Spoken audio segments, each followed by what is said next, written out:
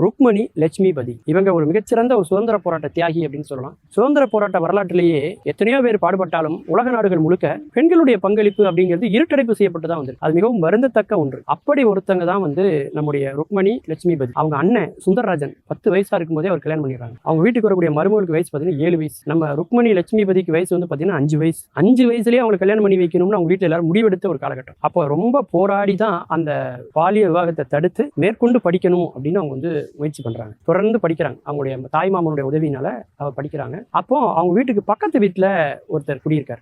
அவர் பேர் தான் லட்சுமிபதி. அவர் வந்து ஒரு மருத்துவத்தில் இருக்கிறாரு. அப்போ அவங்களோட அவருக்கு வந்து ஒரு விதமான காதல் மலருது. அவர் ஏற்கனவே திருமணமானவர் இருந்தாலும் கூட அவரை தான் திருமணம் செய்வேங்கிறாங்க. அது குடும்பத்தில் எல்லாரும் மறுப்பு. இப்படிலாம் நடக்கக்கூடாதுமா, இந்த காலத்துல எல்லாம் ஏத்துக்க மாட்டாங்க அப்படின்னு அவங்க சொல்றாங்க. ஆனா எல்லாத்தையும் மீறி 32 வயதான லட்சுமிபதிக்கும் 19 வயதான நம்முடைய ருக்மணி அவர்களுக்கு திருமணம் நடக்கும். கணவர் வந்து அவங்க சுதந்திரம் கொடுக்குறாரு, முழு சுதந்திரம் கொடுக்குறாரு. அதன் பிறகு சென்னை மாநில கல்லூரியில் அவங்க வந்து BA பட்டம் பெறுறாங்க.